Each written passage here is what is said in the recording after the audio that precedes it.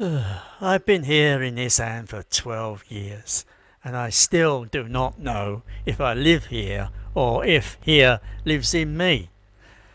Do you ever wake up at 3 a.m., sweating through your second pillow, and realise you have not spoken a single true sentence to anyone in 3 weeks? Everyone thinks retiring in Thailand is a dream. No one tells you about the mornings you cry over a broken toaster because it is the only thing you can blame. The smiles here are free. However, so is the silence when you run out of things to say in a language you will never fully own. Right then, let's have a proper chat about the bits the YouTubers do not film. I am Arthur, not my real name, but you would not pronounce my real one anyway. I live in a village so small that the chickens have names and the 7-Eleven is a 40-minute round trip. Now, before you ask, no, I am not bitter. I am just tired of pretending that living in paradise does not occasionally feel like a very slow, very sweaty breakdown. Now, do not get me wrong. I am not being ungrateful. Every morning I watch the sunrise over rice paddies that look like God spilled a bottle of gold. Besides, what my wife cooks could make a vegan weep with joy. What is more, the cost of living. I pay less for my house than you do for a Netflix subscription and a mediocre sandwich. Nevertheless, here is a twist they do not sell you. You can be lonely in paradise. In fact, paradise is the loneliest place on earth because no one lets you complain about it. You say, I am feeling a bit down, and people look at you as if you have just insulted the king. But you live in Thailand. Yes, Brenda, I do. And I live with the fact that my mum fell last winter and I could not hold her hand because the flight would cost 2 months' pension. So, let us walk through the 9 little monsters under the bed. Not to scare you off, but to remind you, if you are out there feeling the same, you are not going balmy. 1. Loneliness and social isolation. You know that feeling when you are at a party and everyone is laughing at a joke you did not hear? That is my life. Except the party never ends, and I am always the bloke standing by the crisps. The Thais are lovely, genuinely lovely. Nevertheless, hello and have you eaten is not friendship.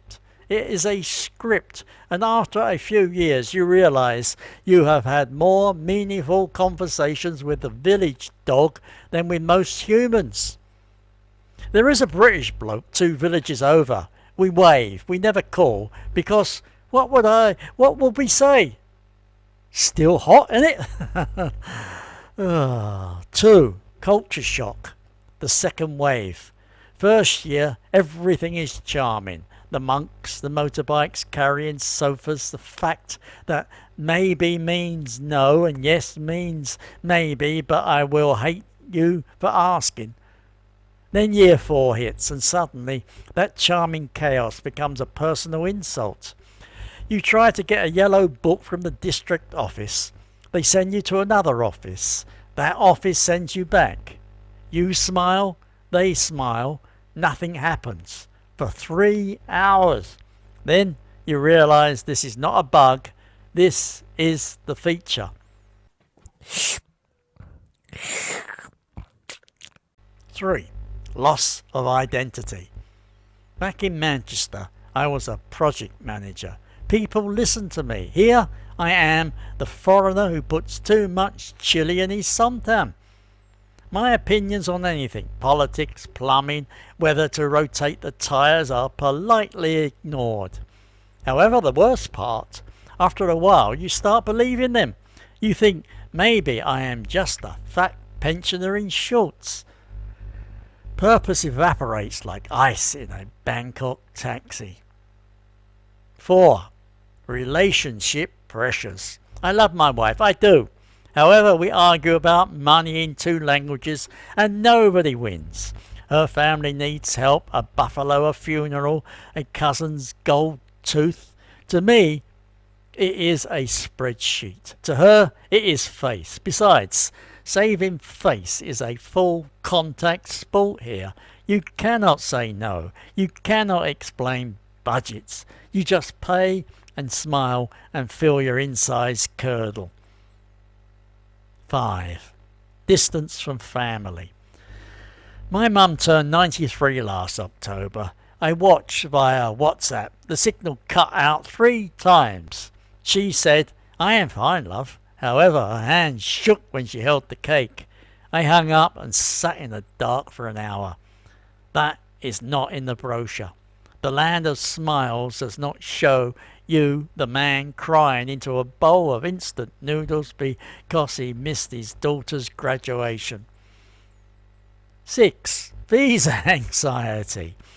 Imagine a monster that lives in your spare room. You feed it every 90 days with photocopies and passport photos. If you are late, it eats your life. That is immigration. 1 form wrong, 1 signature missing, and suddenly you are on a one-way ticket back to Slough. You never fully relax.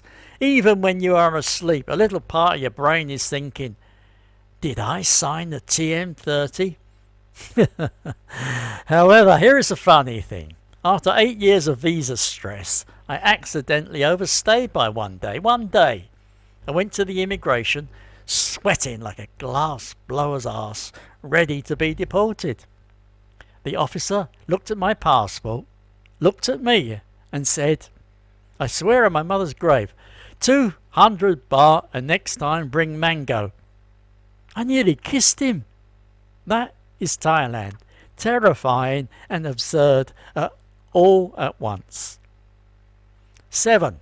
The holiday illusion. You come for 2 weeks, you drink by the pool, you think, I could do this forever. Then forever arrives and you realise you still have to unblock toilets, argue with the internet provider and explain to your neighbour why you do not want to attend a buffalo ordination ceremony at 6 a.m. Paradise is not a place, it is a day off. Besides, no one gives you a day off from being alive. 8. Mental health stigma. I went through a dark patch 2 years ago. Could not sleep, heart raced. Felt as if I was drowning on dry land. I tried to find a therapist in Ubon Ratchathani.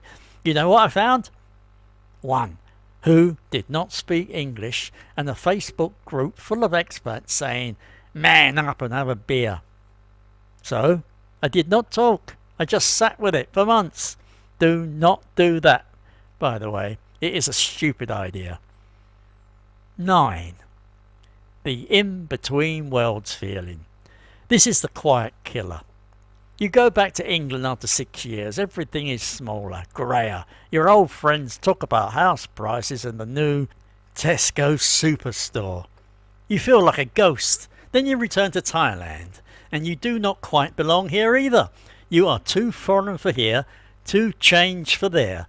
You are a bridge with no land on either side.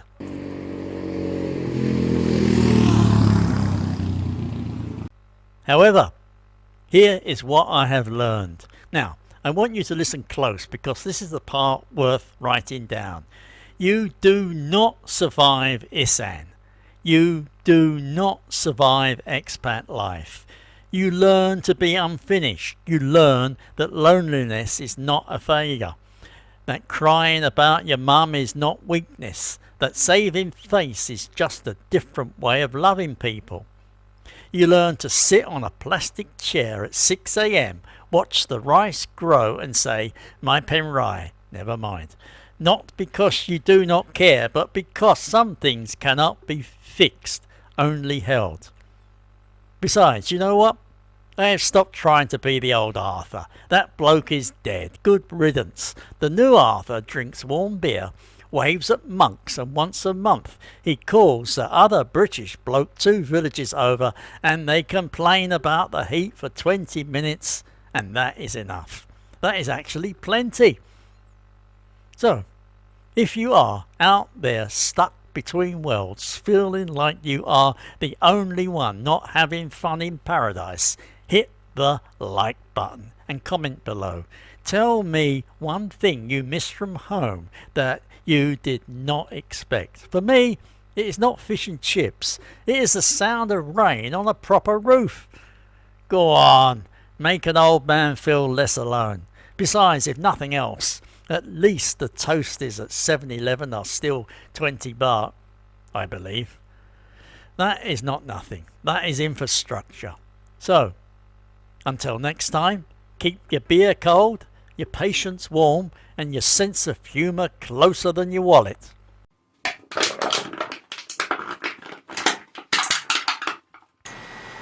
Bye-bye.